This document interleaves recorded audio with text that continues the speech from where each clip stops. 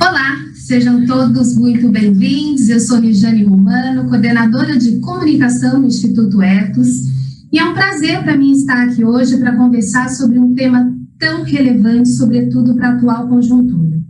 Como podemos enfrentar o crescimento da fome e da insegurança alimentar?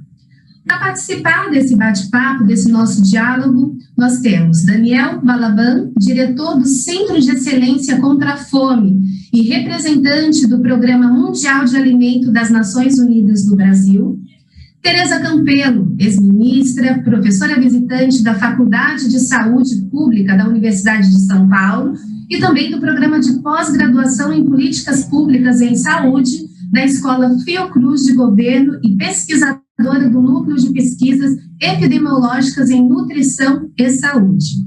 Paola Carvalho, diretora de Relações Institucionais e Internacionais da Rede Brasileira de Renda Básica, e Walter Bellick, professor titular aposentado de Economia Agrícola do Instituto de Economia da Unicamp. Bom, eu quero agradecer também, antes de nós iniciarmos aí esse nosso diálogo, a participação aqui da nossa tradutora de Libras, né, por prestar aí esse apoio para nós nesse momento aí do nosso painel.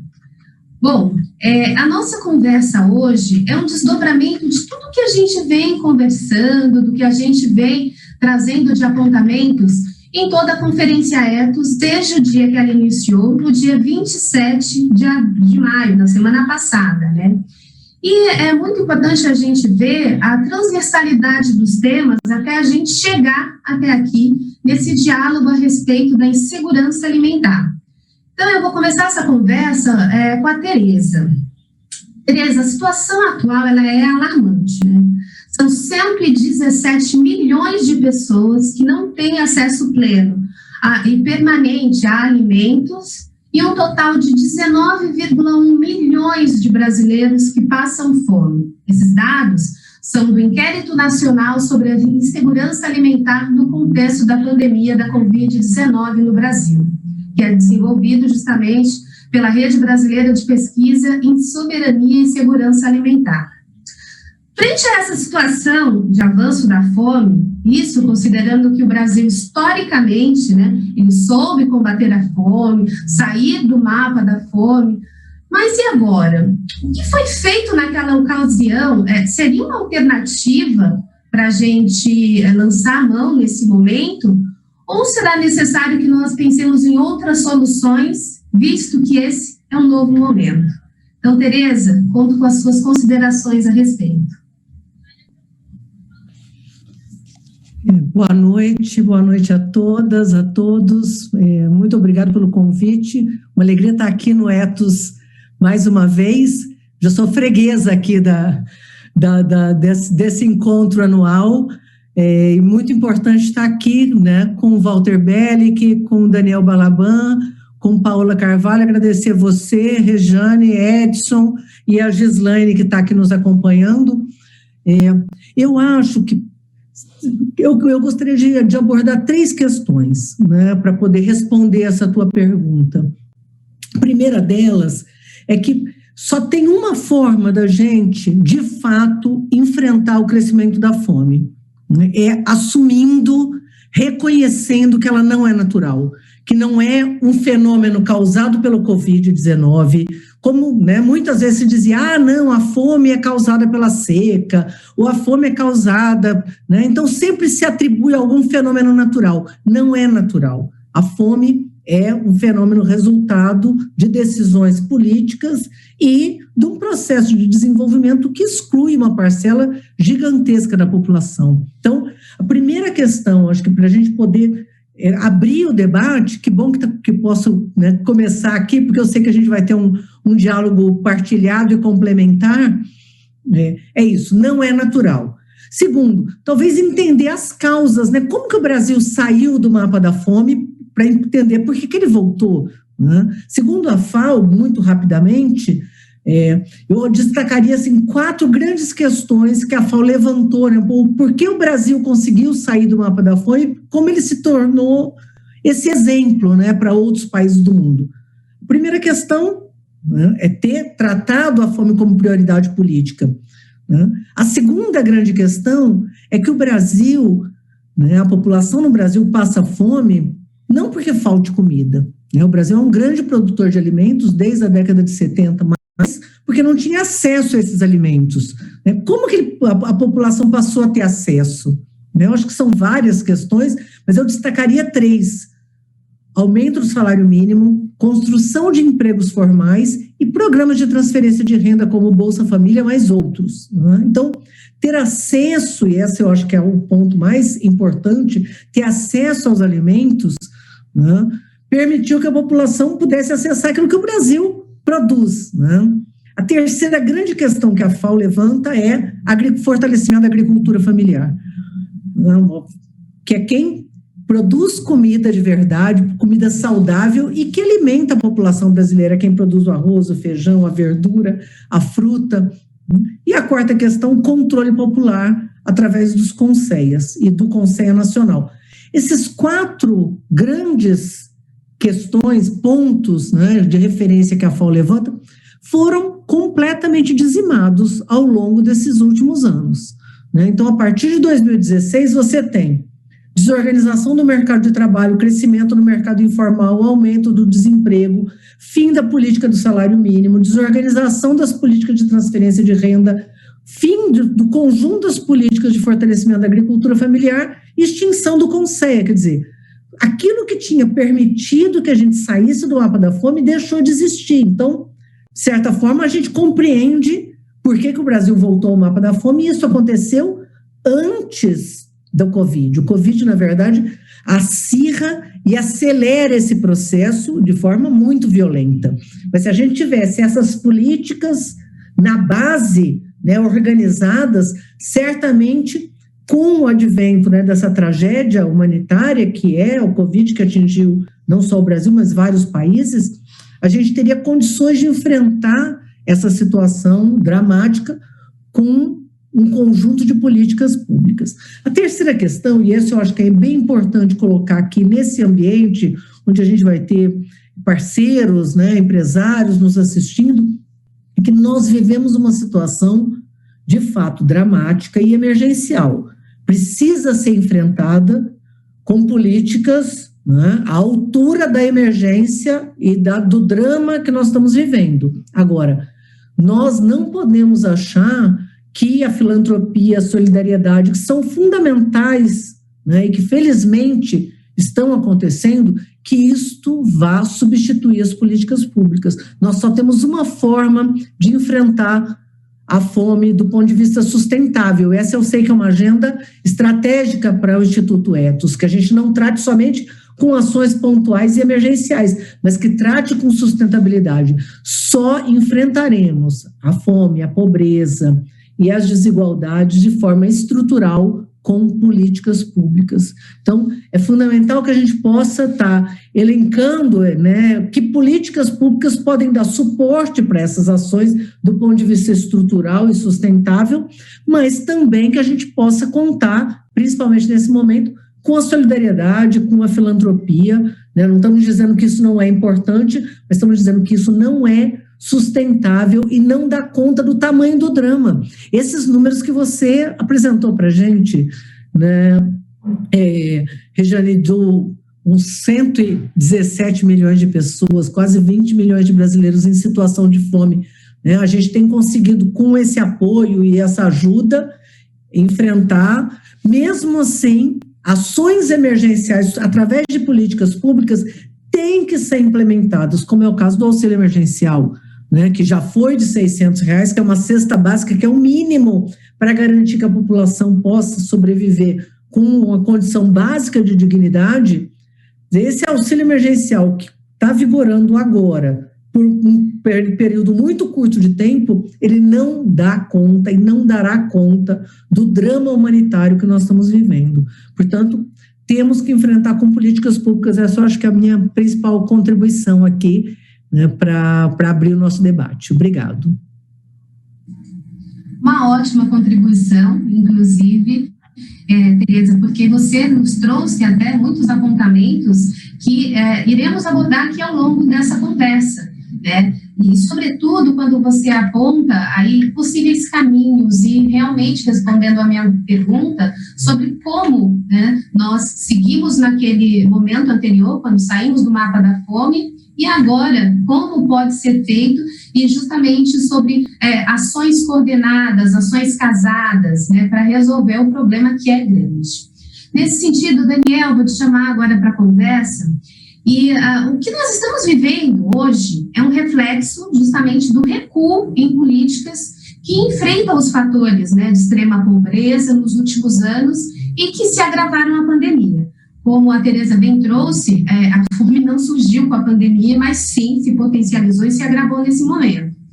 O estudo Estado de Insegurança Alimentar e Nutricional no Mundo aponta o estancamento no progresso ao combate à fome e o crescimento da fome crônica em sintonia com o crescimento da população global desde 2014. Em relação aos trabalhos que você realiza pelo Centro de Excelência contra a Fome Mundial de Alimentos das Nações Unidas no Brasil, você consegue apontar, Daniel, onde falhamos e como nós poderíamos ter atuado assim que nós evidenciamos que com a pandemia a tendência era que essa questão se potencializasse aqui no nosso país? Você pode fazer um apanhado aí, inclusive do cenário internacional, por favor?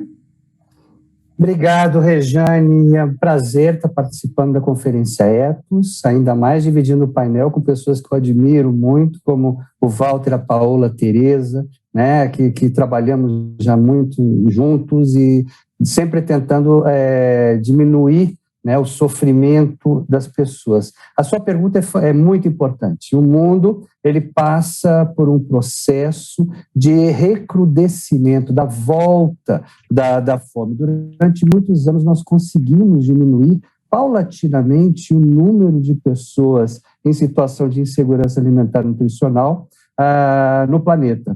Infelizmente, nos últimos 4, 5 anos, já começou a estancar essa diminuição e voltar a subir o número de pessoas nessa situação.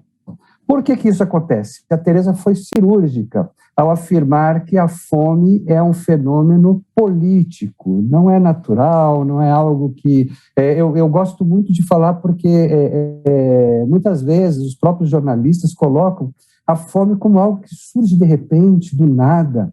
Não, a fome não surge do nada. Ela é resultado de políticas nesse sentido. Eu não acredito que nós não tenhamos capacidade do planeta no século XXI, ano de 2021, em não resolver um problema que tem solução. Nós, como eu sempre digo, a gente já botou missões, já estamos quase com missões para Marte, nanotecnologia, falamos todos os dias com qualquer parte do planeta, carros sem drones, carros sem piloto e tudo mais. A tecnologia avança quando existe vontade de fazer.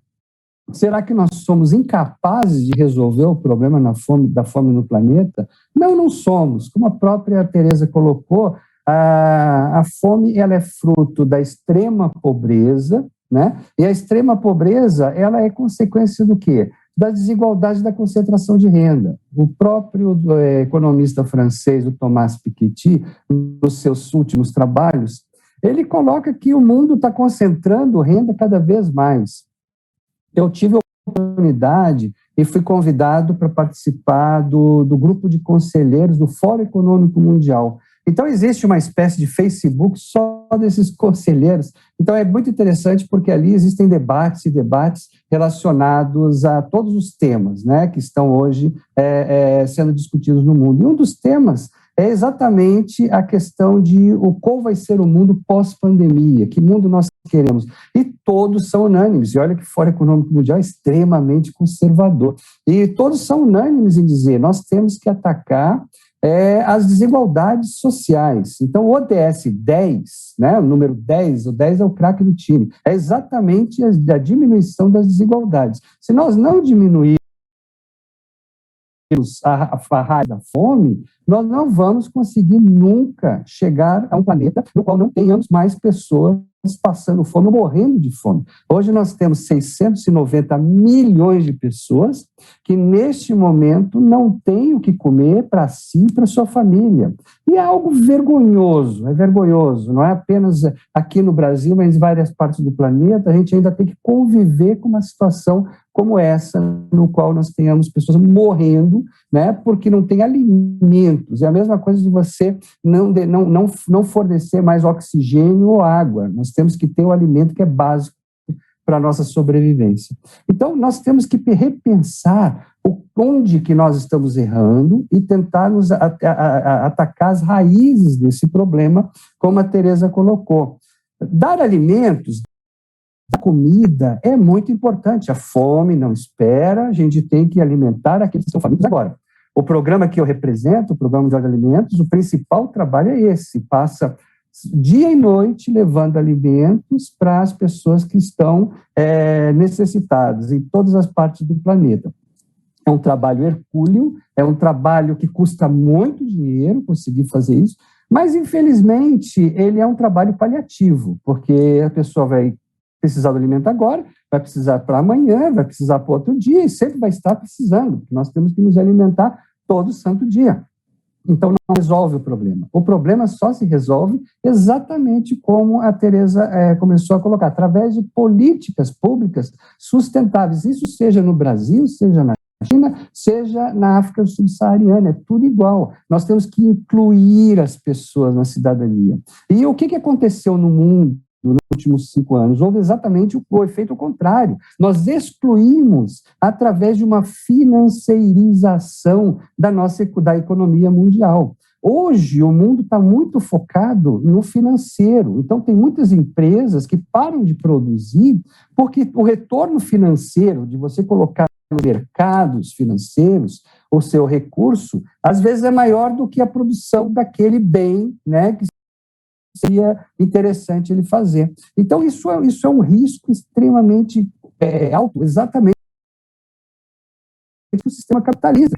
O capitalista ele depende disso, né? E hoje, a grande maioria das empresas, o lucro delas maior, vem do mercado financeiro, não vem mais da produção.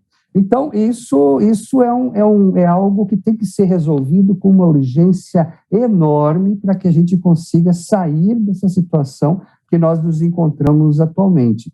Aqui no Brasil é a mesma coisa. Nos últimos 5 anos, se você pegar o PIB médio, tá, a partir de 2015 para cá, é de menos 1,1%. Ou seja, além de nós não crescermos, nós ainda diminuímos a nossa produção. E a gente, às vezes, tem agora mesmo, né, o último trimestre em relação... O ano passado a gente caiu 4,1%. Aí agora deu um pico de 1%. Olha, a economia está... Não, e esse 1% é por conta ainda do agronegócio, né? Então, quer dizer, por conta do dólar, que está totalmente...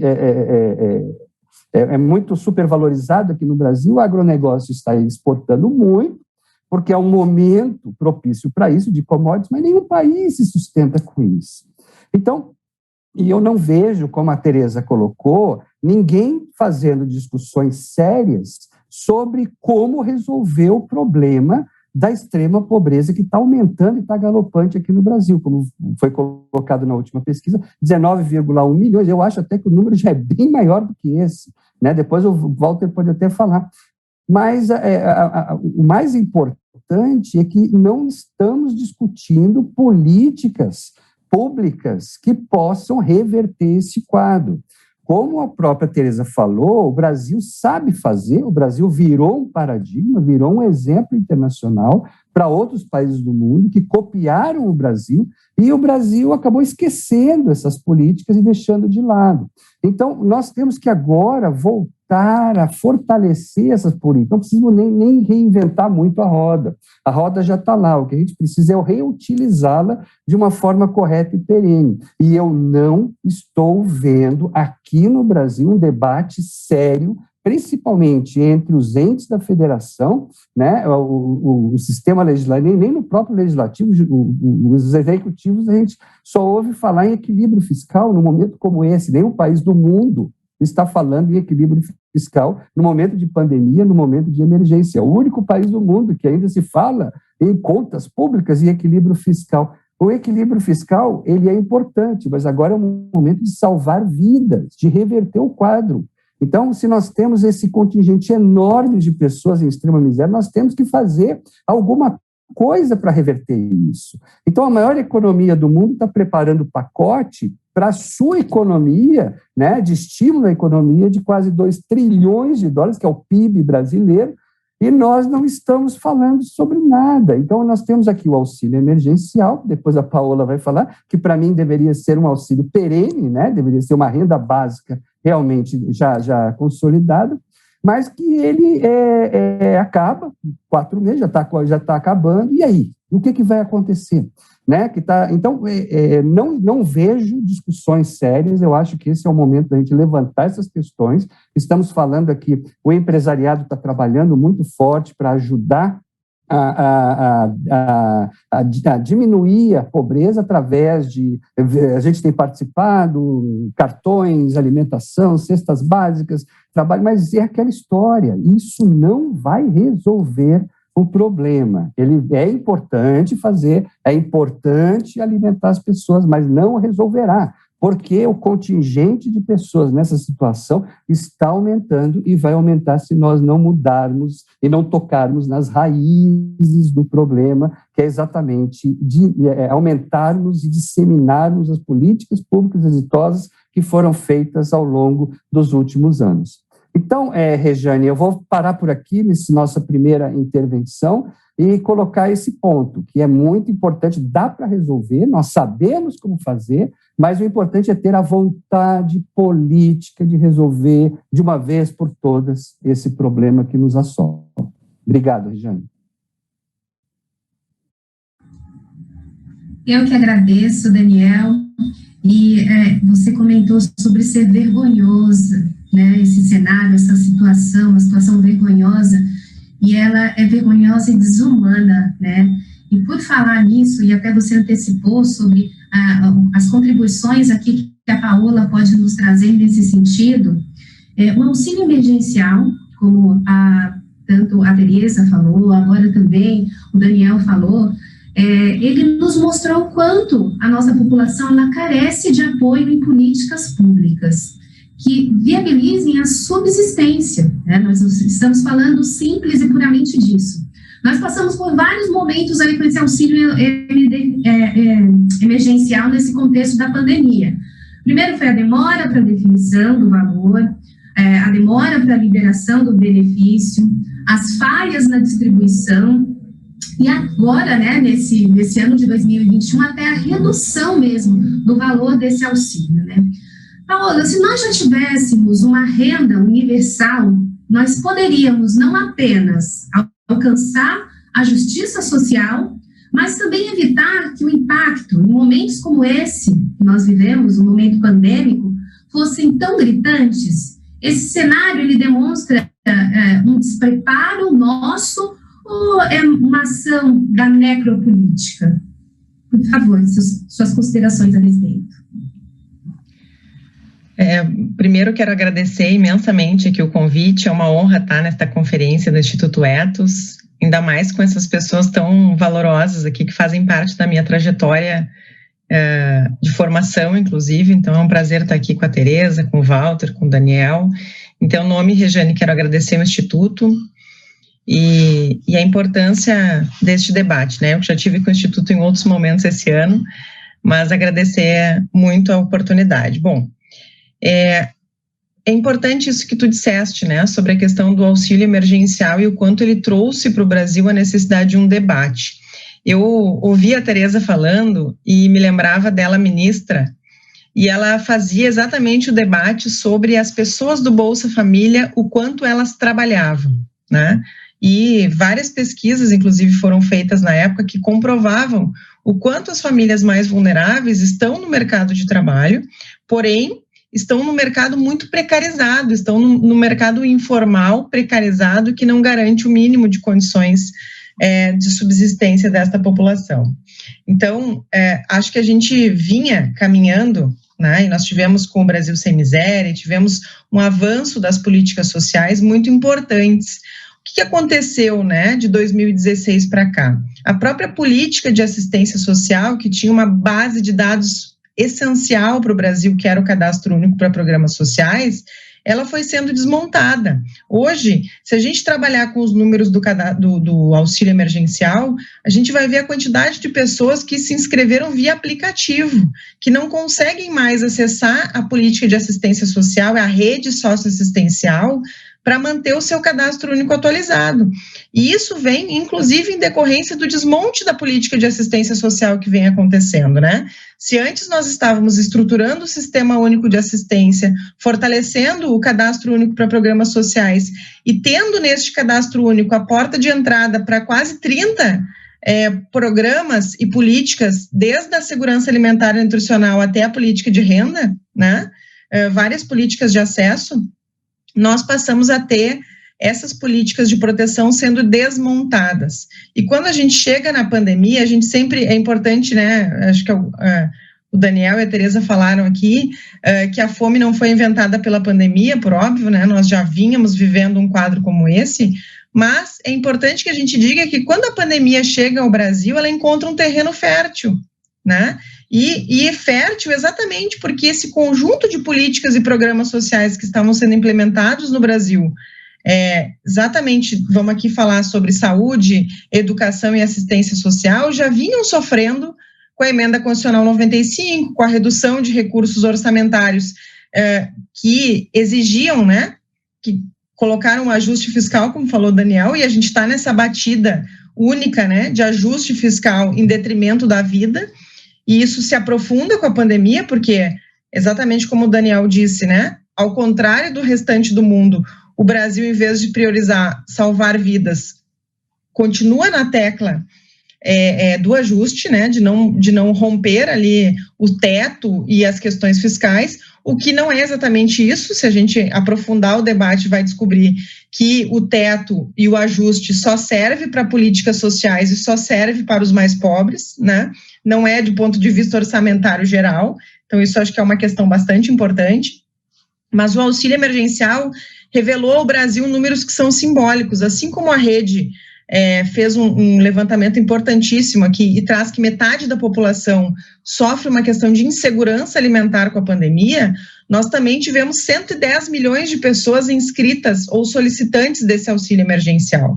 Isso também demonstra que o Brasil vive uma condição de insegurança do trabalho e de informalidade que não garante, e isso vivemos no Brasil.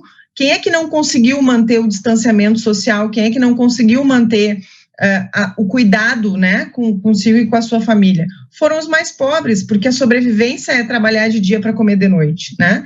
A partir do momento que a gente não garante proteção social, a gente empurra os mais pobres para as ruas para tentar sobreviver. Eu ouvia, e Rejane, vou pedir licença aqui para fazer um diálogo muito conversado com o debate levantado tanto pela Tereza quanto pelo Daniel, porque hoje ainda eu ouvia, né, se nós tínhamos lá no início da pandemia muitas pessoas na porta do supermercado comprando 1 quilo de alimento para doar para alguém que estava na porta pedindo, hoje essas pessoas também estão numa condição de estar na porta do supermercado e não estão conseguindo mais garantir isso, né, porque nós felizmente temos uma rede gigantesca de solidariedade no Brasil, os movimentos sociais têm garantido, as empresas, os movimentos, enfim, uma grande campanha contra a fome, mas nós não temos uma ação organizada de governo, né? E isso é uma questão importante que a gente levante. Não há uma política pública direcionada tanto para a vida, para a renda, quanto para a soberania alimentar, né? Para a garantia da alimentação básica. E aí eu digo isso porque nós temos desigualdades regionais muito grandes no país. Se nós temos lugares de fácil acesso que esses alimentos que são arrecadados chegam, nós também temos rincões nesse Brasil que a comida não chega através das organizações, através das empresas, através de um esforço solidário. Isso precisa de ação de governo para chegar. E nesses lugares não está chegando e essas pessoas estão morrendo, né? Então, isso é uma questão que a gente precisa levantar, sim, porque além de tudo, além da desigualdade social e econômica que nós temos no Brasil, nós temos desigualdades regionais que aprofundam essa questão ainda mais, né? Então, acho que é importante levantar no debate, né? Nós tivemos, no ano passado, através de uma força gigantesca dos movimentos sociais e do Congresso, a instituição de um auxílio emergencial de R$600 e de R$1.200, que, conforme a própria Tereza, é uma cesta básica, né?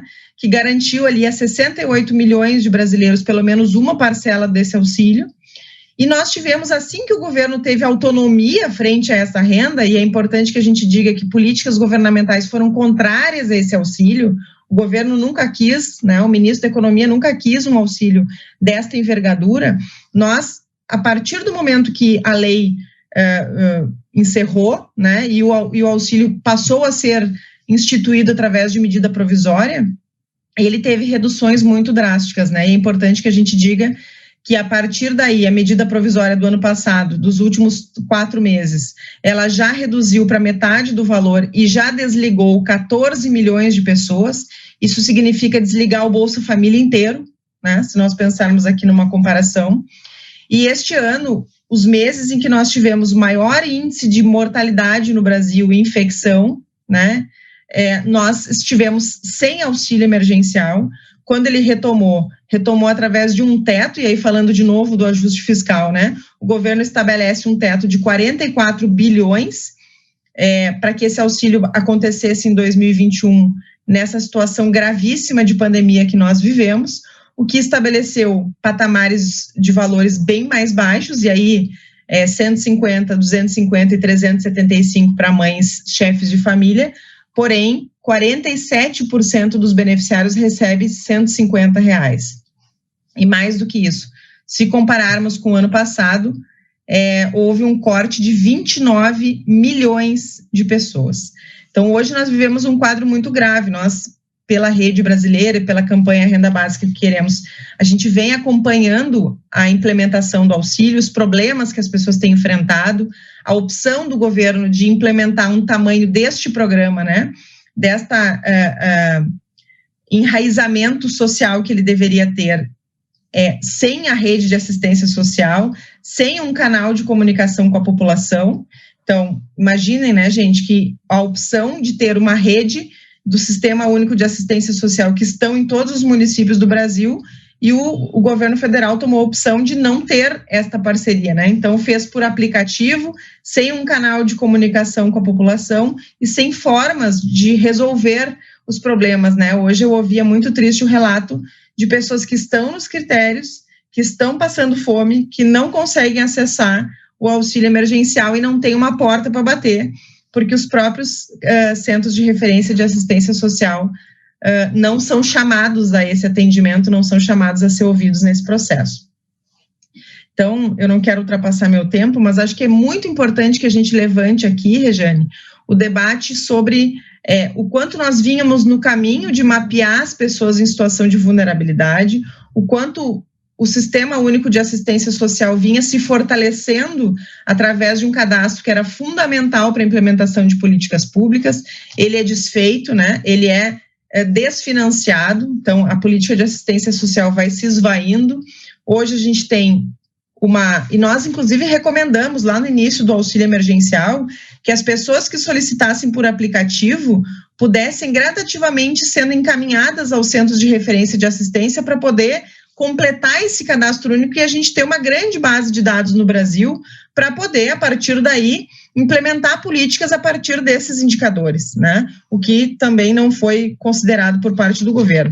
Mas eu não tenho como falar de auxílio emergencial, nem o pós-pandemia, né? Quando a gente quer que esse auxílio seja permanente, né? Uma renda básica permanente no Brasil, sem falar que ao mesmo tempo que a gente tem 116 milhões de pessoas em situação de insegurança alimentar e 110 milhões de pessoas que solicitaram auxílio emergencial, nós temos 10 novos bilionários na revista Forbes, né? Isso aprofunda, isso revela para nós e traz a importância do debate sobre o aprofundamento da desigualdade que nós estamos vivendo no Brasil. E a fome é um dos indicadores dessa desigualdade, né? Nós não vamos conseguir enfrentar o tema nem da fome, nem da miséria, se nós não olharmos para a questão da desigualdade. E se aprofunda exatamente no momento em que o mundo olha para essas questões, olha para os indicadores que se revelaram. Eu me lembro que no início da pandemia, as pessoas diziam, os invisíveis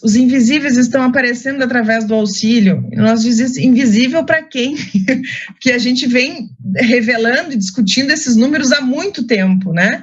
O quanto as reformas trabalhistas e da Previdência iam flexibilizar ainda mais as relações de trabalho, iam tornar ainda mais inseguro esse ambiente para que as pessoas pudessem sobreviver, né? O quanto a fome já era uma ameaça, né? O mapa da fome e da miséria, a ONU já vinha apontando há muito tempo, os índices de miserabilidade já estavam aumentando, e antes mesmo da pandemia nós já tínhamos 5 milhões de famílias na lista de espera do Bolsa Família.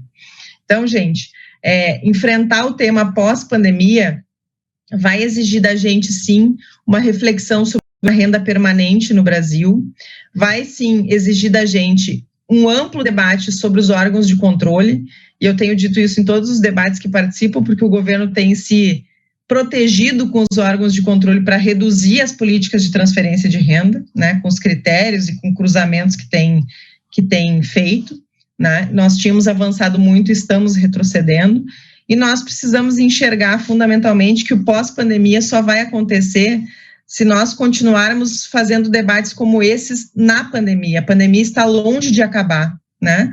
E nós estamos tratando como se ela já tivesse acabado.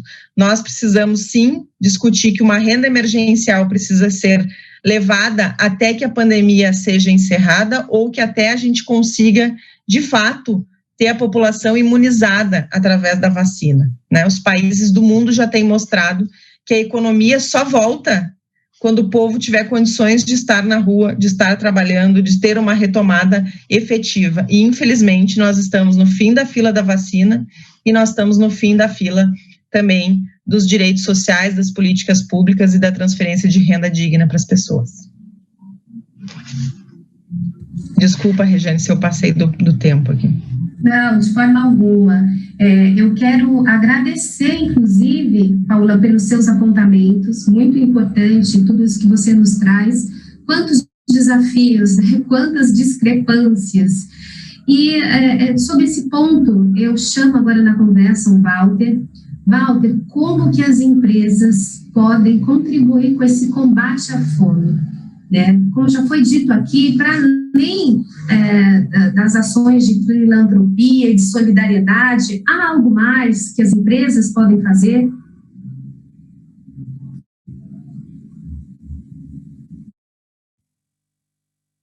Boa tarde, Regiane, boa noite, ministra Tereza, Daniel, Paola. Para mim é uma grande satisfação estar aqui, debatendo com o pessoal da área corporativa, porque essa questão das empresas,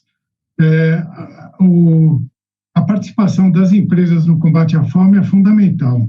E é interessante, eu estava ouvindo agora os que me antecederam, e o Daniel falou, puxa, mas é um absurdo, o homem já foi a Marte e ainda não resolveu o problema da fome no Brasil, né? E a Paola falou, existem vários invisíveis aí que agora estão aparecendo, né? Isso me lembrou bastante uma citação do Josué de Castro, que ele dizia que no século XX, ali na época que ele escreveu os livros dele, nos anos 40, existia 2 tabus na humanidade. Um tabu era o sexo e outro tabu era a fome. Felizmente, Freud tinha resolvido o problema do sexo. Faltava a humanidade resolver o problema da fome. E é um pouco o que nós estamos vivendo. Parece que a gente vive numa sociedade onde temos milhões de pessoas invisíveis e que, de repente, são chamadas a participar e são brasileiros e precisam ter participação. Eu chamaria, então, a atenção para a questão das empresas, porque há um compromisso das empresas em atender os Objetivos de Desenvolvimento Sustentável de 2030, há uma preocupação das áreas de responsabilidade social com relação ao combate à fome, e muita gente se pergunta, bom, então o que eu posso fazer? E é interessante porque lá no início do milênio, quando foi lançado o Fome Zero, muitas empresas estavam preocupadas em dirigir os seus trabalhos de responsabilidade social para a área de criança e adolescente, esporte, uma série de coisas, e não havia uma preocupação maior com a questão da segurança alimentar. Nessa época, o Instituto Ethos resolveu lançar uma série de manuais, tentando responder justamente essa pergunta que a Rejane fez. Como as empresas podem participar? O que as empresas podem fazer? Né? Em 2002, nós produzimos esse manual, não sei se dá para ler, né?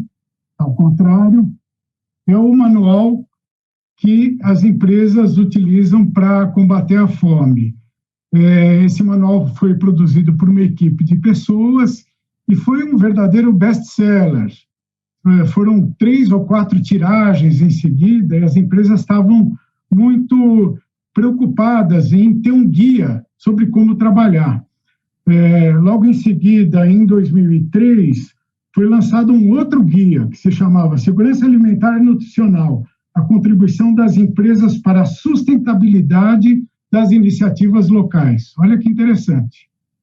Em 2004, foi lançado Segurança Alimentar, a contribuição das universidades. E em 2004 também, Segurança Alimentar e Nutricional, a contribuição das entidades empresariais. Então, havia toda uma preocupação em estabelecer alguns padrões de apoio, né? E vejam que os níveis de insegurança alimentar, na época, medidos pela EBIA, pela Escala Brasileira de Insegurança Alimentar, de 2004, mostravam que nós tínhamos 6,9% da população em situação grave. Vejam que os números agora, que já foram colocados pelos que me antecederam, estão chegando a 9%. A pesquisa da Universidade de Berlim está falando em 15% ou mais de pessoas em insegurança alimentar. Ou seja, estamos falando aí de 35, 40 milhões de pessoas que não comem. Não é que estão em dificuldade, não tem comida no prato. Então, a situação é muito mais grave do que aquela que nós vivemos no início da década de 10, no início dos anos 2000. Hoje a taxa de desemprego atinge 14%, e nós temos aí entre essa população desempregada, subutilizada, desalentada, 51 milhões de pessoas. O que fazer com essas pessoas? Bom, o que esses manuais aí dos anos 2000 diziam e que continuam válidos até hoje, né? Diziam que as empresas poderiam dar uma grande contribuição no combate à fome. Na época, já tínhamos o Global Compact, né, o Pacto Global das Empresas. Havia uma preocupação já de algumas empresas, basicamente as multinacionais, em atender determinadas demandas colocadas pelos objetivos. Na época, eram os objetivos do milênio. Então, já existia um certo benchmark sobre como trabalhar essa questão do combate à fome. E o que os manuais diziam? Que a gente tem que atuar no combate à fome em 3 níveis, basicamente, né? O primeiro nível é dentro de casa. Isso é curioso, porque tem muita empresa que tem um programa de responsabilidade social extremamente avançado, mas não está fazendo a lição de casa. Tem uma série de elementos dentro da empresa que podem ser melhorados. Por exemplo, a nutrição dos seus trabalhadores, empresas que mantêm restaurantes ou que mesmo distribuem vale-refeição e não tem nenhum tipo de controle sobre o que os seus trabalhadores estão comendo, né? A situação das famílias em si, crianças e familiares, recebem auxílio médico, cesta básica, que tipo de convênios que elas têm. E isso mais ainda para as empresas da área da alimentação, agricultura, distribuição de alimentos, agroindústria. Então, tem uma série de relações com os seus fornecedores, inclusive, que eu diria são relações que são opacas, são relações baseadas em relações comerciais, né? Não existem exigências com relação ao cumprimento de legislação trabalhista, de atendimento às demandas, problemas sindicais. Hoje nós estamos observando, por exemplo, o nível de contaminação em algumas empresas, eu diria, de infecção de Covid em algumas empresas é extremamente elevado, né? O exemplo mais claro são as empresas, os abatedouros e frigoríficos, onde nós temos uma situação alarmante. Então, as empresas têm que olhar para dentro de si e ver o que elas estão fazendo. O segundo nível é na comunidade que a empresa atua, né? Esse é um elemento importante. Muitas empresas se recusam a participar de conselhos municipais, conselho de alimentação escolar, conselhos de desenvolvimento sustentável. São conselhos que dão aquele aspecto institucional às medidas de combate à fome, de busca de uma segurança alimentar. Muitas empresas também não fornecem informações corretas com relação, principalmente as empresas de alimentos, com relação aos alimentos que comercializam. Não há uma preocupação maior em reciclagem de resíduos, redução de perdas e desperdício de alimentos. Tem uma série de questões que impactam diretamente nas comunidades que essas empresas atuam e que você não vê um trabalho maior.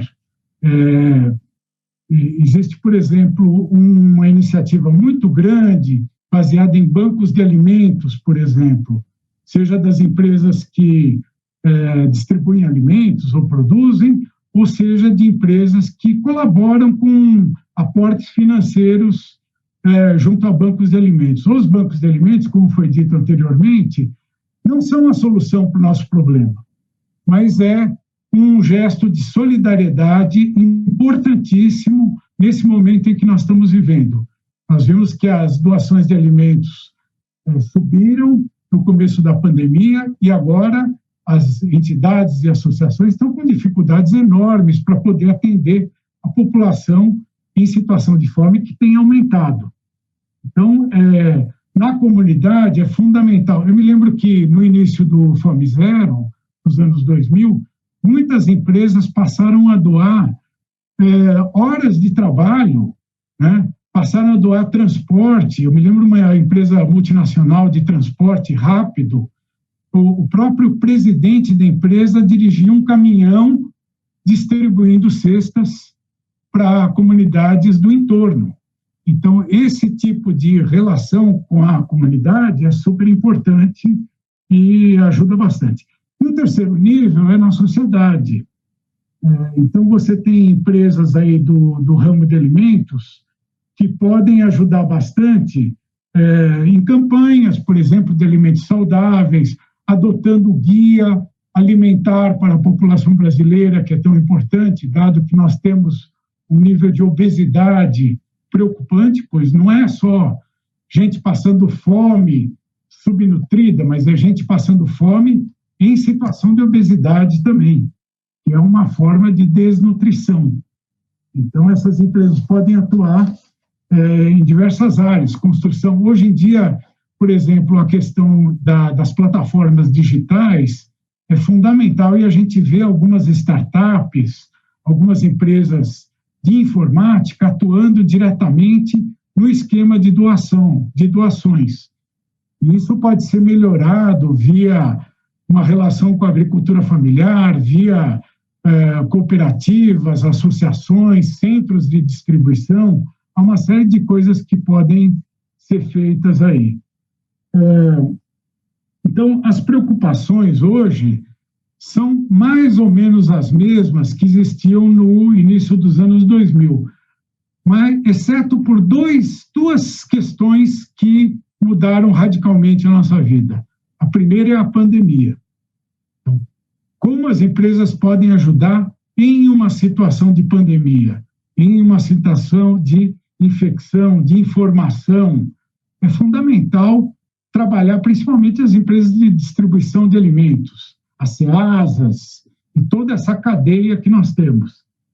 E o segundo elemento importante é essa mudança no sistema alimentar que vem ocorrendo de uma forma alucinante, muito rápida em relação a 20 anos atrás.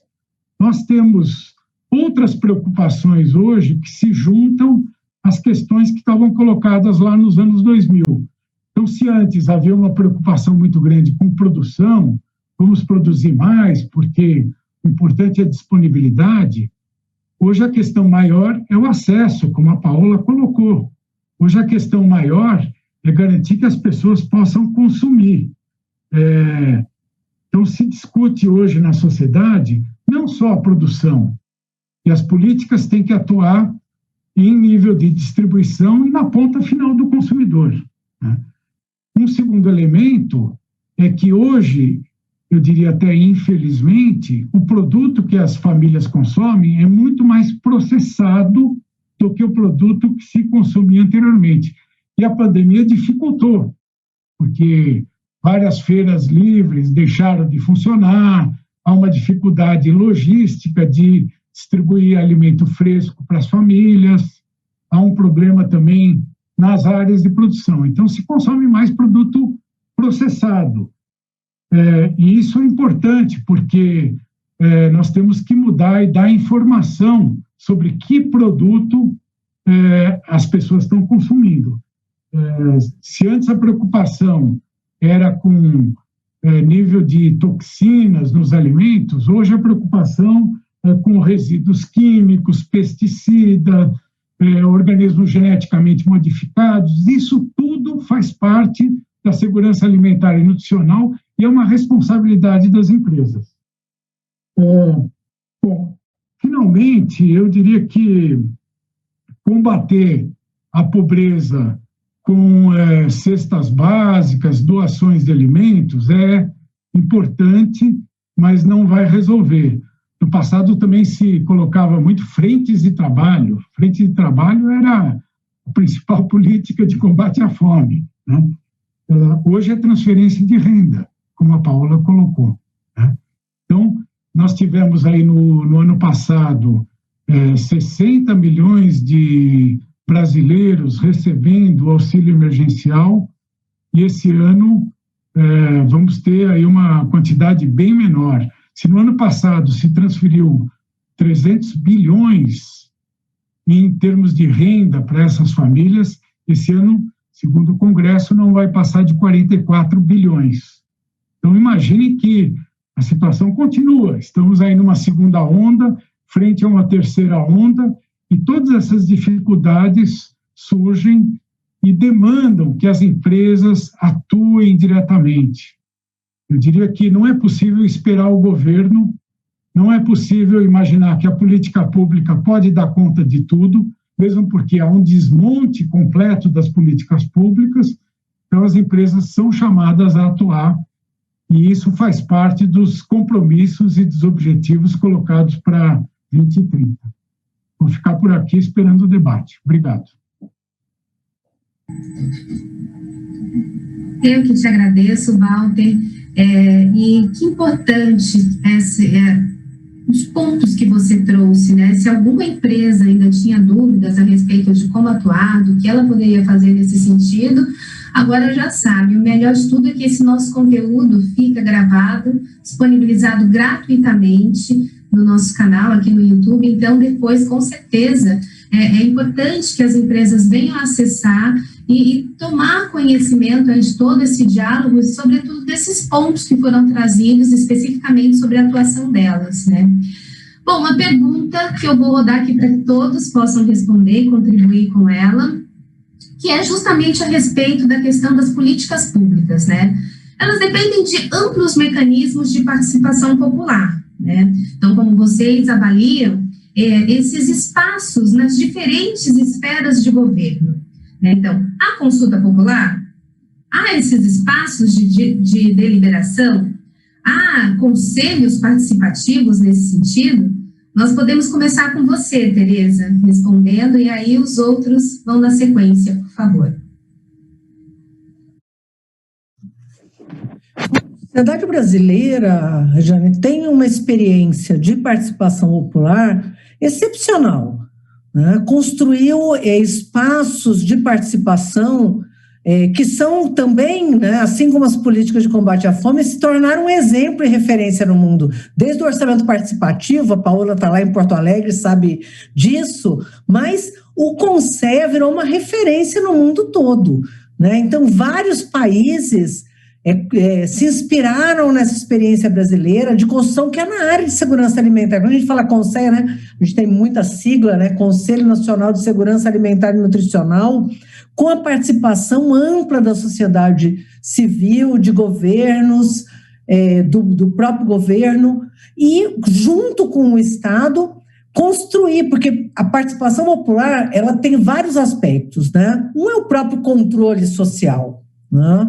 O outro é sugestões e contribuições, né, à construção da política pública. O Conselho foi um exemplo excepcional, porque parte daquilo que a gente construiu no Estado, construiu exatamente por sugestão, por reivindicação, né, permanente da sociedade civil, como é o caso do programa de cisternas, como é o próprio caso do PA e do PNAE, né? Eu lembro logo no finalzinho da nossa gestão, depois de muito debate no Conceia, nós construímos uma agenda voltada para o controle, né, de propaganda para alimentos infantis, né, que veio por exigência e por pressão do Conselho. Então, tem um processo de construção que é riquíssimo, que é fundamental e que, de certa forma, essa rede que se construiu, ela continua, apesar do governo o Conselho foi extinto, foi o primeiro ato do governo Bolsonaro, foi extinguir o Conceia, que tinha sido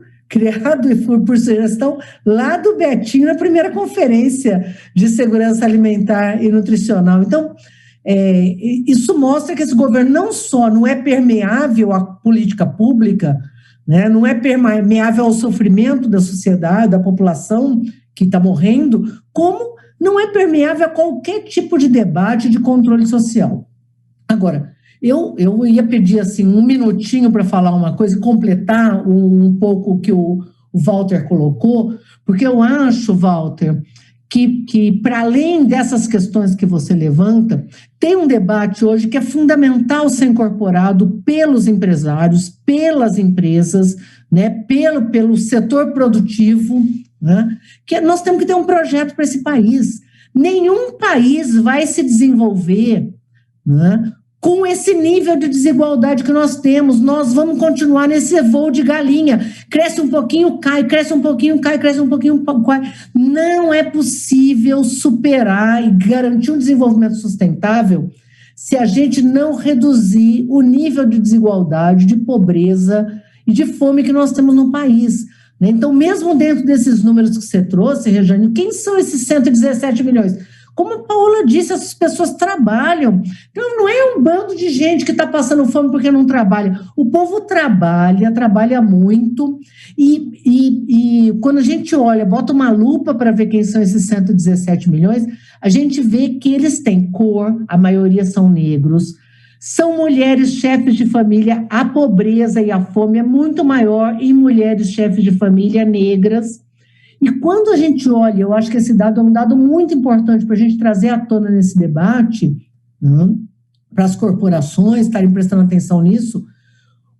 Quando a gente olha quem é um trabalhador informal e o trabalhador formal, a fome é 4 vezes, a insegurança alimentar grave é 4 vezes mais severa entre os trabalhadores que estão na informalidade. Quer dizer, ele trabalha, mas como ele não tem essa proteção, a rede de proteção, né, trabalhista, ele ganha menos. Ele não é só ele não tem direito à aposentadoria, ele não tem direito a férias, ele está descoberto, desprotegido, mas ele ganha menos. A precarização está revelando a tragédia que ela fez ao Brasil. Então, os empresários, eu acho que tem que pensar, nós temos que ter um projeto para esse país. Esse projeto passa pela redução das desigualdades, e a redução da fome, das desigualdades, não é só uma questão de justiça social, é também uma questão econômica, né? O auxílio emergencial, impediu que o PIB no Brasil tivesse caído ao dobro. Se não tivesse tido o auxílio emergencial o ano passado,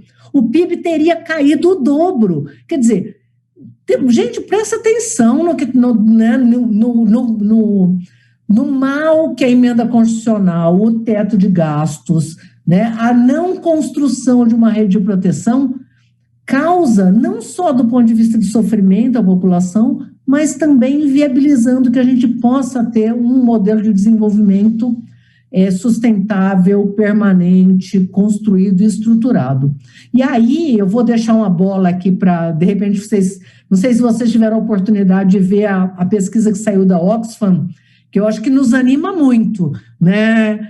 Paola, Daniel, Walter, mostrando o quê? Que a população, né, frente à tragédia do Covid, a população passou a reconhecer a importância de várias questões, mas duas eu chamo a atenção em especial, que é a necessidade de programas de transferência de renda para além do auxílio emergencial, portanto, no pós-pandemia, manter programas de transferência de renda, né, se abrindo aí para uma agenda de solidariedade e para a necessidade de que os ricos paguem impostos para sustentar políticas sociais de saúde, de transferência de renda, de educação, de assistência social. Acho que esses dois dados, acho que me animam muito, que a gente pode ter esperança, né, para que a construção da saída da crise seja uma construção de um país também mais justo. Obrigada, Tereza. Que explanação! Eu vou até adaptar aqui a pergunta aos demais, porque você acabou trazendo já tantos pontos, né, Tereza? E, inclusive, sobre essa questão, a discussão de incluir quem são os mais afetados por essa fome, a gente vem trabalhando isso aqui nos painéis da conferência. Ainda na semana passada, a gente teve um painel falando justamente sobre a situação das meninas e mulheres negras, né, dentro desse contexto pandêmico.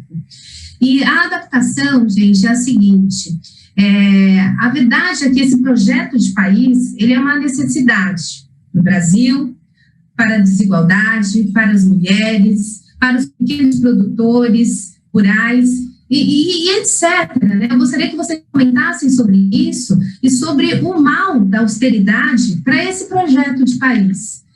Pode dar continuidade, por favor, Daniel. Obrigado, Rejane. Não, o que a Tereza colocou é extremamente importante. Nenhum país do mundo conseguiu combater desigualdades e combater a pobreza sem um planejamento de curto, médio e longo prazo. Se fala muito da China, né? A China, dentro em breve, será a maior economia do mundo. O que aconteceu? Eu resolvi dar uma estudada um pouco sobre todo o processo chinês. A China, no início desse século, ainda tinha um contingente de 300 milhões de pessoas, ou seja, um Brasil e meio na extrema pobreza. E o que aconteceu? Foi o país que mais investiu em políticas sociais para tirar essa população da extrema pobreza. A China investiu muito em educação, em ciência e tecnologia. Hoje, a gente tinha aquela ideia de China atrasada, alguma coisa. Hoje é um dos países mais tecnologicamente avançados do mundo. Ele tem cidades que já dão de 10-0 no Vale do Silício, nos Estados Unidos. Então, eles primeiro aprenderam as novas tecnologias e hoje eles estão desenvolvendo, eles são os líderes do 5G. Né? Então, e tudo isso aconteceu por quê? Por conta de um planejamento que foi feito internamente para que a China jamais será desenvolvida se não combater as grandes desigualdades e acabar com a extrema miséria e a fome, que era um país que tinha muita fome. E eles conseguiram tirar 300, 400 milhões de pessoas dessa situação. E isso tudo, e uma coisa que me deixa bem assim...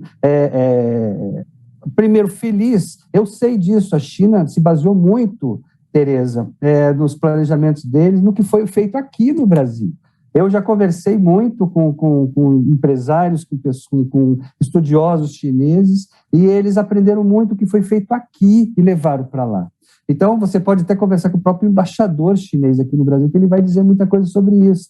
Então, é interessante como o Brasil conseguiu ajudar outros países do mundo, como a Tereza falou, eu mesmo fui um desses e trabalho com isso, ajudando países em desenvolvimento a criarem políticas públicas e políticas de participação social, aquela sua primeira intervenção. Então, hoje tem países que têm CONSEAs, criaram CONSEAs depois que conheceram aqui no Brasil o Conselho de Segurança Alimentar e Nutricional. Infelizmente, o Brasil não tem mais, mas esses países têm. E esse debate é extremamente importante, porque eu acredito que as políticas, elas surgem de baixo para cima. A participação popular é fundamental para que haja o enraizamento de políticas, é a base, ninguém constrói um prédio sem uma base sólida. Então, a base das políticas é exatamente a participação popular e fazer com que as pessoas entendam que as políticas públicas são de Estado, são delas, não são do governo XYZ, são dos próprios cidadãos. Né? Então, as pessoas têm que se apropriar e dizer: o Programa Nacional de Alimentação Escolar é meu, o Programa de Aquisição de Alimentos é meu, o Programa Bolsa Família é meu. Então, se você quer mudar, você pode mudar, aperfeiçoar, melhorar. Agora, você não me venha querer acabar sem colocar nada no lugar. Então, isso é que faz o desenvolvimento de um país, é fazer com que o governante ele seja cobrado pelo aperfeiçoamento das políticas. Ele não pode simplesmente querer acabar e depois não há uma cobrança e dizer: perfeito, você quer acabar, mas o que você vai botar no lugar? O que vai ter no lugar? Então, tudo isso tem que ser colocado. E quanto mais a população participar, essa pesquisa da Oxford é maravilhosa, por quê? Porque a população começa a entender que naquele período do início do século, quando as pessoas começaram a ingressar na classe média, uma população que era muito vulnerável. Eu li uma pesquisa naquela época, elas diziam, a grande maioria dizia na pesquisa, que ela ascendeu porque ela merece, ela trabalhou para aquilo. Perfeito, acho isso maravilhoso. Segundo ponto, Deus, né? Deus também é maravilhoso, Deus ajudou. Só que dentro desse Deus está dentro daquela teoria da prosperidade. Eu rezei, eu ajudei, e de repente algo surgiu dos céus e eu consegui ingressar na classe média, consegui comprar meu carro, minha casa, e tudo está acontecendo de bem para mim. 1, 2, 3% no máximo diziam que era por conta de políticas públicas. Ou seja, a gente não talvez o Brasil não tenha conseguido passar essa informação de que o crescimento e o desenvolvimento do cidadão se dá através de políticas de Estado, que o país desenvolve. E as pessoas não tinham chegado, ninguém sabia. Quer dizer, as pessoas começaram a crescer, melhorar, se desenvolver, consumir mais, mas poucos conseguiam atrelar aquele desenvolvimento às políticas da época. Por isso que elas acabaram sendo deixadas de lado, esqueceram, porque não houve gritaria, porque ninguém conseguia atrelar uma coisa a outra. Então, eu acho que está na hora das pessoas entenderem de uma coisa que eu falo sempre: o orçamento público é algo super complexo, mas no Brasil ninguém sabe sobre isso, ninguém fala sobre isso. O dia que nós falarmos sobre orçamento público, sobre políticas públicas, da mesma forma que a gente discute BBB, Big Brother e futebol na mesa de bar, aí sim nós vamos ser realmente, o Brasil vai ser um país realmente desenvolvido, porque as pessoas vão começar a falar sobre o que realmente importa, né? Necessidade, discussão de políticas, discussão de aperfeiçoamento de políticas, como que o orçamento público é relacionado. A Tereza colocou um ponto importante. Veja, o coitado do motoboy que trabalha 15 horas por dia para entregar e conseguir um dinheirinho no final do mês com os iFood da vida, ele paga IPVA, e o dono do helicóptero, o dono do iate não paga nada. Então, isso é só um exemplo para mostrar como é que funciona a nossa matriz tributária no Brasil, que simplesmente ela é toda jogada em cima da própria classe média e classe mais baixa. E os ricos não dão o retorno que poderiam dar. Então, existe aí um espaço muito grande, o mundo inteiro está discutindo, o próprio Fórum Econômico Mundial, o aumento na tributação sobre os mais ricos, e tem muito rico que está dizendo, eu acho que eu pago pouco, deveria pagar mais, muito bilionário falando isso, mas o próprio sistema, ele acaba protegendo essa camada e acaba colocando tudo em cima dos mais pobres. Então, a gente só vai conseguir sair dessa situação se a gente entender isso, se a gente modificar isso, se a gente começar a participar das políticas públicas, porque são políticas de Estado, são políticas da cidadania, são políticas que pertencem a todos os cidadãos dentro do país.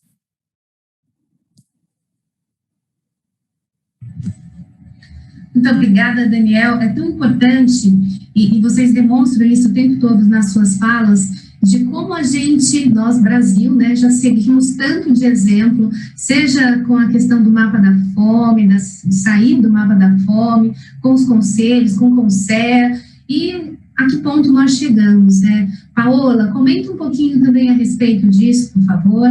Só avisar para vocês que a gente está se encaminhando aí para o final, então já aproveita, Paola, o Walter, na sequência, para ir fazendo já as considerações finais de fato, por favor.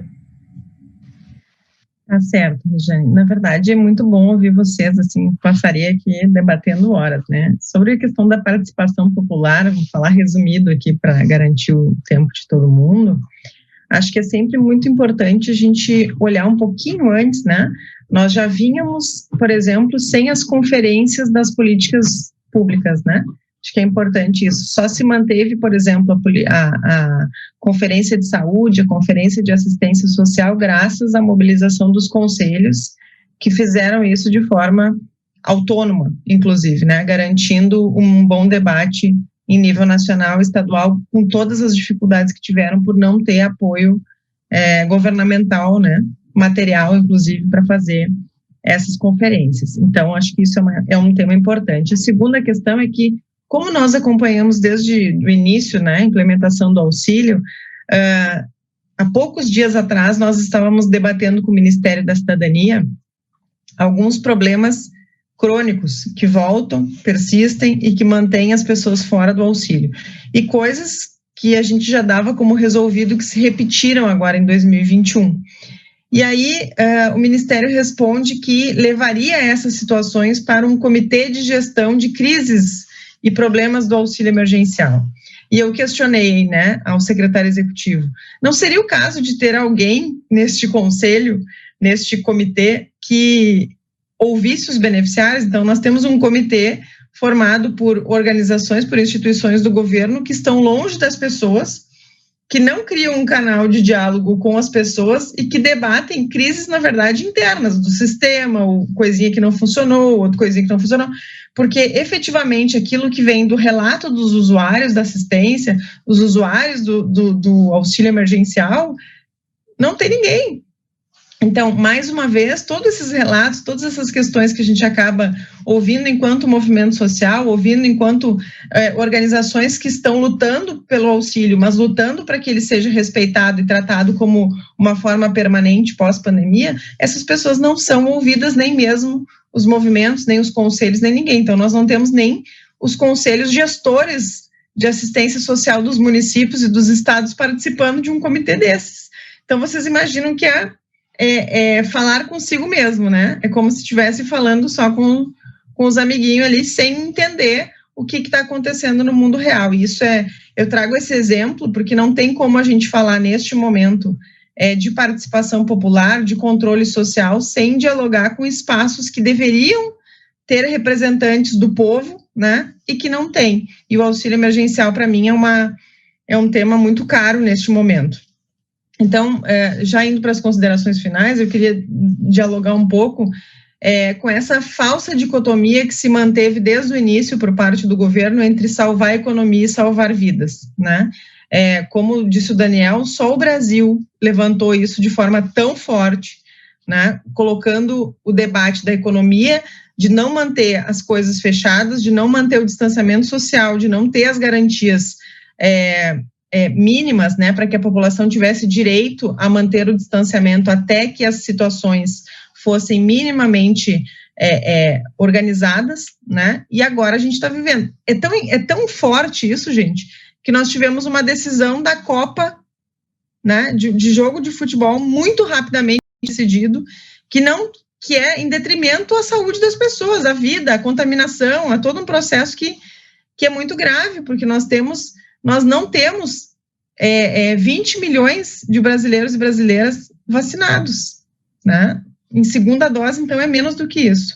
E nós já chegamos a um patamar, e eu acho que é importante que a gente traga nesse debate, nós já chegamos num patamar de 470 mil vidas perdidas, né, gente? Nós estamos falando aqui de um país que já enterrou quase 500 mil pessoas, de vidas que foram sendo transformadas, de famílias, de condições que foram absolutamente modificadas com toda essa pandemia. Eu digo isso, inclusive, porque o próprio auxílio emergencial não reconhece isso, né, gente? Não permitiu em 2021 que pessoas que entraram numa condição de renda mais baixa porque perderam algum membro que sustentava essa família pudessem entrar, ou mesmo que atualizasse o seu cadastro único, porque é utilizado do ano passado. Imagina que 500 mil pessoas, 500 mil vidas foram perdidas, famílias, né? Essas pessoas compõem famílias, compõem uma estrutura econômica dessas famílias, e essas mortes não foram consideradas. Mas eu concluo aqui dizendo que numa linha mais da esperança, tá, Rejane? Porque eu acho que a gente debate todas essas questões, mas precisa levantar um pouco por que lutamos, né? E eu acho que nós alcançamos, a gente que debate o tema da renda básica, talvez nunca tivemos um espaço tão importante no Brasil para discutir a renda, as desigualdades e a necessidade de políticas públicas, né? Assim como o resultado da pesquisa da Oxfam, que também me encheu o coração de energia, Tereza, eu acho que a pandemia ajudou a população a compreender, inclusive, o quanto se desconstrói historicamente as políticas sociais e se coloca nos ombros dos mais pobres um preconceito e um peso que não existe, né? Eu me lembro que quando nós tínhamos o Bolsa Família e ele ocupava 0,5% do PIB, se dizia que o Bolsa Família pesava demais aos ombros do Estado, né? Lá atrás. O SUS, a mesma coisa. Quantas vezes a gente viu a imprensa, os governos, alguns políticos, né, de posicionamento mais à direita, dizendo que o seguinte, que o Sistema Único de Saúde, ele devia ser privatizado, e é esse o caminho que estava levando. Hoje o SUS está salvando a nossa população, né? Então, nós nunca tivemos um ambiente tão propício de discutir com o povo o que significa proteção social, o que significa política pública, né? Inclusive desmistificando isso que, historicamente, o senso comum foi tentando bater, né? Que isso dialoga com a meritocracia que o Daniel trouxe, isso dialoga com uma série de conceitos que a gente vem vivendo historicamente no Brasil. Eu sempre digo, né, a gente até consegue acabar com a fome, gente. A gente precisa primeiro acabar com o preconceito que se tem em relação a esse conjunto de políticas públicas. Se fez muitos movimentos, inclusive, para que a classe média ascendesse, conseguisse consumir coisas que nunca conseguiu, né? E quando a gente começou a falar em tributar grandes fortunas, a classe média começou a achar que era com ela, né? E é isso que o Daniel dizia. Então, eu tenho um carro que eu paguei em 36 vezes, eu pago IPVA dele todo ano, e eu acho que eu estou disputando a minha grande fortuna com a pessoa que tem um helicóptero. E eu sempre brinco, se tu não tem um helicóptero estacionado, desculpa, mas tu não é grande fortuna, né? Então, acho que a gente criou, felizmente, um ambiente de debate muito mais possível, né? E por isso que eu acho que é tão rico a gente estar nesse espaço aqui dialogando com as pessoas, porque independente de qualquer coisa, nós temos aqui um olhar que nos une, que é o olhar sobre a vida, sobre os direitos e sobre a dignidade. Então, acho que a gente tem um caminho que é árduo, não tenho dúvida, mas que acho que a gente já vem avançando bastante nesse caminho. Tomara que a gente consiga salvar vidas e criar um caminho de mais amor, menos ódio e mais dignidade para a população brasileira. É isso, SUS salva vidas, como bem trouxe aqui a Paola, e é realmente em momentos como esse de crise, em que somos confrontados a ir para um movimento de mudança mesmo, né? E que sejam mudanças positivas, que sejam reflexo de tudo que vocês estão trazendo aqui, apontamentos tão necessários, ações que já foram adotadas no passado e que podem ser e devem ser retomadas. Enfim, Walter, quero ouvi-lo agora com essa missão aí de amarrar tudo que já foi dito aqui. Olha que foi dito bastante coisa, e também ir para as suas considerações finais, por favor. Obrigado, Regiane. Eu acho que assim, o nível de indignação está muito alto. Eu talvez coloque mais lenha nessa fogueira, mas vou tentar me ater um pouquinho à questão que você colocou e depois eu faço uma amarração. Você perguntou quais são os espaços de deliberação, como é que a gente pode participar. Eu diria que nós tivemos uma construção de espaços de deliberação, de participação popular, desde a Constituição de 88, passando pelos anos 90 e anos 2000, tivemos a criação de diversos conselhos em nível municipal, estadual e nacional. Se dizia até nos anos 90, havia uma crítica de que o Brasil sofria de um mal chamado conselhismo. Existia muito conselho e muita participação e pouca ação nas deliberações. Mas a verdade é que esses conselhos são, na sua grande parte, com pouquíssimas exceções, conselhos deliberativos, conselhos consultivos. Você não tem capacidade de deliberação sobre a maior parte dos assuntos. Mesmo o CONSEA, que funcionou tão bem desde 94, quando retoma suas atividades, era um conselho consultivo. Então, você não consegue dar conselhos a quem não quer receber conselhos. É muito difícil. É como aquele senhor de idade que vai no médico, escutar o que o médico tem a dizer e sai de lá dizendo que é tudo bobagem, né? Então, assim, não é impossível você convencer o poder central, que se ampara em amigos do presidente, familiares, médicos desqualificados, né, passando por cima de diversos conselhos que existem por aí. Então, nós tivemos aí até conselhos que se entrecruzavam em assuntos e dificultavam algum tipo de decisão. Eu lembro, por exemplo, na área de infância e adolescência, nós tínhamos 3 ou 4 conselhos municipais que atuavam paralelamente, às vezes, né?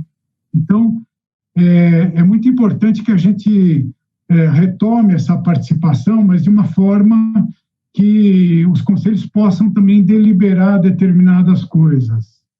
E eu voltaria aqui a dizer que a gente está muito concentrado na discussão sobre políticas públicas em nível nacional.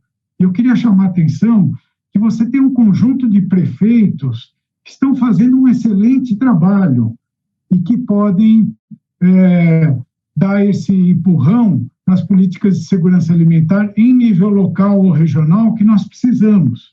Não adianta a gente querer convencer o governo central a fazer determinadas coisas que não vai fazer. Imagina, escutar a população para um governo de dirigentes militares, escutar a tropa, isso não existe, né? Então, existe a possibilidade de a gente desenvolver alguns programas municipais. O Brasil assinou determinados compromissos com os Objetivos de Desenvolvimento Sustentável, mas são compromissos do Brasil. Não adianta a gente esperar que o governo federal tome determinadas atitudes. Os brasileiros, o Brasil como um todo, têm obrigações. As empresas também têm obrigações. Então, é possível desenvolver alguns programas, dado mesmo as transferências constitucionais que nós temos na área de saúde e educação, que não são nenhuma maravilha, mas garantem um certo orçamento para determinados programas. Então, eu diria que, deixando uma mensagem aqui otimista, nós temos ainda os conselhos que podem fiscalizar e deliberar sobre questões que estão ao alcance das pessoas, que estão ali na sua cidade, no seu bairro, na sua região, e em torno dessas questões básicas que nós temos aí, que são alimentar a população e garantir o combate à fome. Eu vou ficar por aqui agradecendo, então, sem me alongar, dado que nossa preocupação só se soma às outras coisas que vêm surgindo no nosso dia a dia. Obrigado. Eu que te agradeço, Walter. São, de fato, muitos desafios, como até eu já tinha comentado aqui, e acredito que diálogos, que momentos como esse, são, pelo menos para mim, com certeza, hoje, daqueles fatos, daqueles acontecimentos que depois ficam na cabeça, né? A gente fica refletindo, reverberando aí as falas de vocês e refletindo a respeito do que pode ainda ser feito, e por isso é tão importante essa mensagem de que dá para resolver, né? Apenas para que eu possa ser justa com a Tereza e com o Daniel, eu gostaria que vocês fizessem aí uma fala final também, por favor, mas bem rápido, infelizmente, porque o nosso tempo aqui, de fato, já está acabando. Então, primeiro, por favor, Tereza, a sua palavra aí de encerramento. Eu só queria agradecer a oportunidade e confirmar isso. Eu acho que é difícil, não é fácil acabar com a fome, mas é possível ser feito, nós temos que acreditar nisso, né? O Brasil já mostrou que é possível e nós podemos fazer de novo. Então, muito obrigado pela oportunidade e é uma alegria estar aqui com vocês, apesar desse tema tão árduo e difícil. Obrigada, Tereza. Daniel, por favor, agora você, a sua fala de encerramento.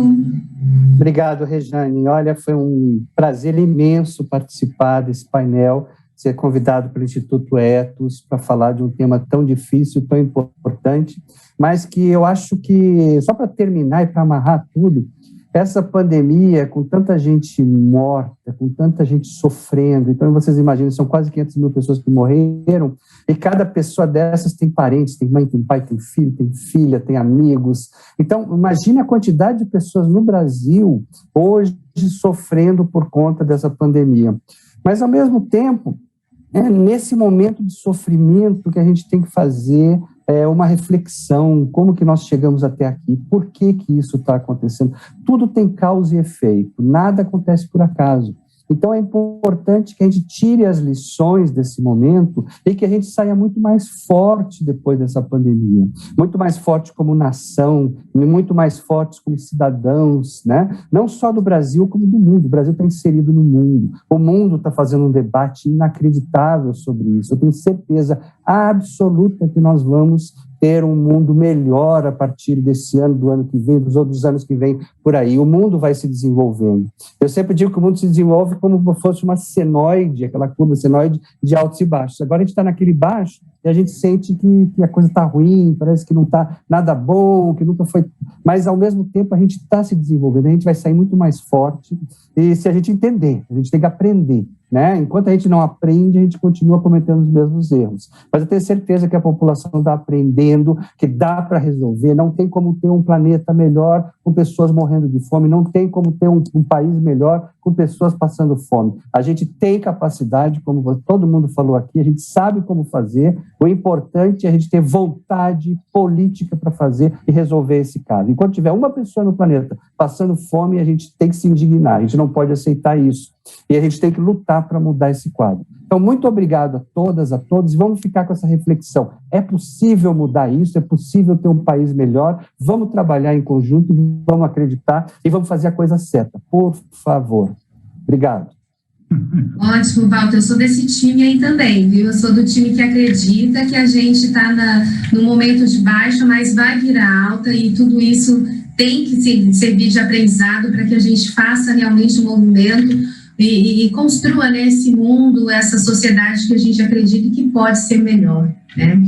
E eu agradeço a todos vocês, você que está assistindo aí, que participou dessa nossa conversa. Se gostou, dá a curtida, deixa o seu comentário e siga o nosso canal. Inscreva-se também para receber as notificações aí, para você não perder nenhum desses bate-papos, porque um complementa o outro e são sempre temas que dizem respeito à nossa vida, à nossa sociedade e ao mundo aí que nós planejamos, né? Todo esse conteúdo está disponível gratuitamente em nossa playlist aqui Conferência Ethos 2021. Muito obrigada a todos vocês e até uma próxima. Tchau, tchau, gente.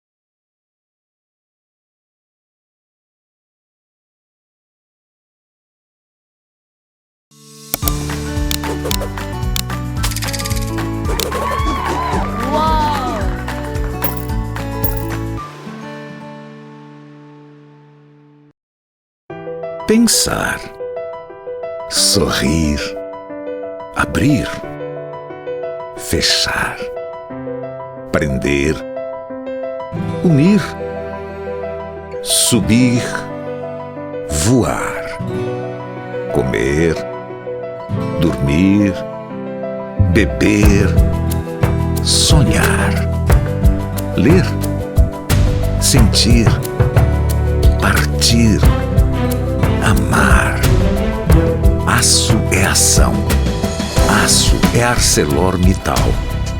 Somos parte do maior grupo produtor de aço no mundo. Somos milhares de pessoas trabalhando para evoluir, inovar, proteger, cuidar. Somos ArcelorMittal, criando aços inteligentes para um mundo melhor. A transformação dos minerais está na essência dos objetos e do modo de vida contemporâneo. A mineração produz a matéria-prima presente em quase todos os produtos que utilizamos hoje e que vamos fabricar no futuro. E para a Anglo-América, a mineração existe para melhorar a vida das pessoas em todos os sentidos. No Brasil, produzimos minério de ferro em Minas Gerais e níquel em Goiás. Em 2014, o Sistema Minas Rio foi inaugurado. Essa operação integra todas as etapas: lavra, beneficiamento, transporte por mineroduto e embarque no Porto do Açu. Em Goiás, temos operações nas cidades de Barro Alto e Niquelândia, onde produzimos ferro-níquel, material utilizado para a fabricação de aços inoxidáveis. Temos como meta sermos líderes globais em mineração sustentável. Isso significa, por exemplo, sermos uma empresa que colabora com a construção de comunidades prósperas, com foco em educação e saúde, e com um meio ambiente saudável, buscando reduzir o uso de água e as emissões de carbono nas operações. E assim, com compromisso e transparência, oportunidades e possibilidades de crescimento são criadas para todos os municípios e regiões que hospedam nossas operações. Anglo-América, mineração e pessoas que fazem a diferença.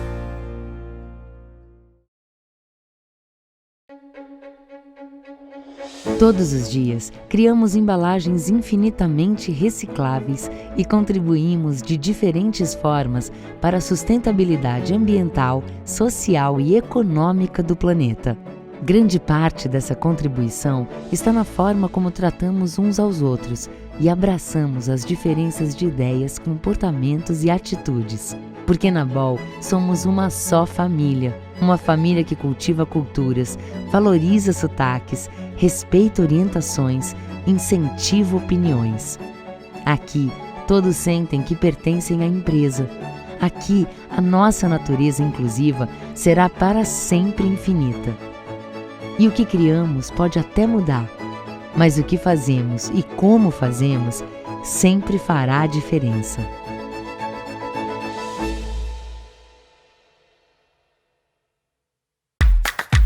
A gente não consegue acelerar o tempo, mas podemos acelerar ainda mais as nossas ações, usando o tempo que nós temos hoje para transformar o futuro. Por isso, a Braskem, alinhada com os Objetivos de Desenvolvimento Sustentável da ONU para 2030, assumiu novos compromissos com as pessoas e com o planeta. Trabalhando em 7 dimensões diferentes, temos muitas metas para os próximos anos. Entre elas, a eliminação de resíduos plásticos, a ampliação do portfólio I'm Green, nosso plástico feito de material renovável e reciclado, a promoção da diversidade, equidade e inclusão e a neutralização das nossas emissões de gás carbônico até 2050 para combatermos as mudanças climáticas. Vamos transformar o mundo em um lugar mais sustentável para todos, deste tempo e dos próximos. Braskem, um futuro mais sustentável hoje. As formas de energia estão mudando e nós na Equinor também. É por isso que, além de petróleo e gás, investimos em energias renováveis. Apostamos na energia da inovação, na energia de criar valor local e em diversidade para a energia mais importante, a humana. Porque tão importante quanto produzir energia é fazer isso do jeito certo. Energia com E de Equinor.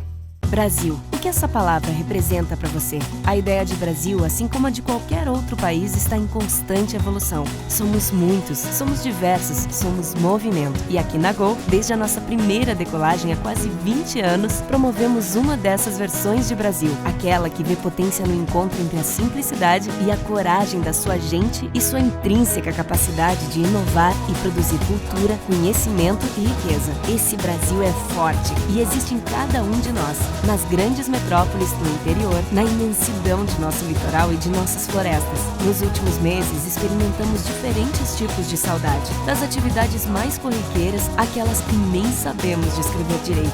Deu saudade de encontrar o Brasil. Ele está e sempre esteve aqui, pronto para superar desafios e te acolher. Nós conhecemos esse Brasil melhor do que ninguém. Sabemos que caminhamos em direção a tempos melhores e por isso convidamos. Venha matar as saudades do Brasil. At Heineken, we are all brewers at heart. To brew is something rather special. We bring together natural ingredients under the perfect conditions and transform them into something the world loves. As brewers, we also bring people together. We've always believed the best moments in life are those we share with others. Passion, enjoyment, and respect are in our DNA.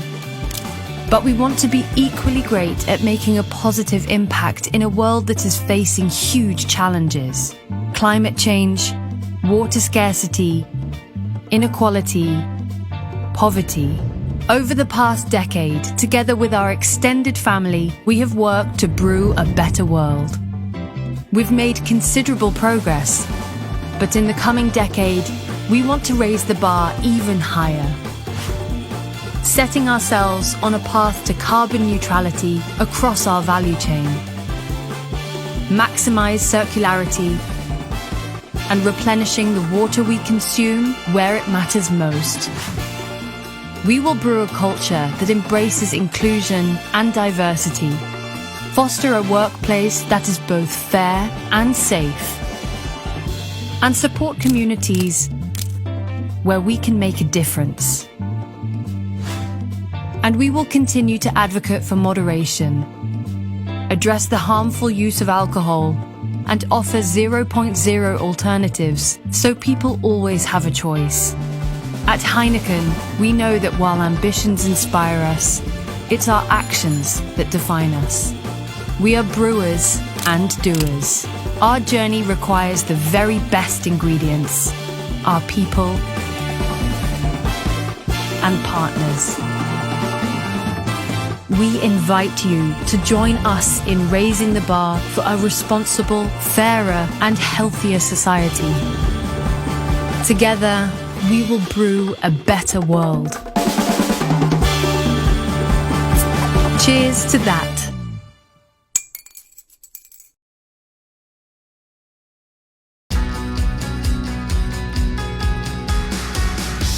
A Hydro é líder industrial que constrói negócios e parcerias para um futuro mais sustentável. Desenvolvemos indústrias que fazem a diferença para as pessoas e para a sociedade.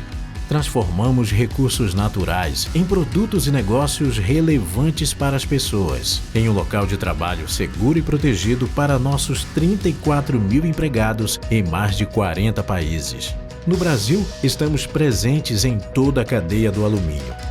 com a extração da bauxita, refino da alumina e a fabricação do alumínio primário no Pará. E as fábricas de extrusão em São Paulo e Santa Catarina. A Hydro está comprometida em liderar o setor na criação de um futuro mais sustentável, criando sociedades mais viáveis ao desenvolver recursos naturais em produtos e soluções de maneiras inovadoras e eficientes. Qual é o futuro que queremos? Uma coisa é certa: o futuro depende da forma que lidamos com o presente, do potencial dentro de cada um para inspirar, evoluir e transformar, para construir um mundo mais sustentável, ético e inclusivo. E o nosso compromisso é ser um agente dessa transformação. É isso que chamamos de impacto positivo. Impacto positivo é para todos. Por isso, compartilhamos esse novo jeito de existir no mundo, assumindo compromissos publicamente com um olhar transformador que é parte da nossa essência, dos produtos que oferecemos às causas que defendemos. Impacto Positivo é do Itaú, feito para você.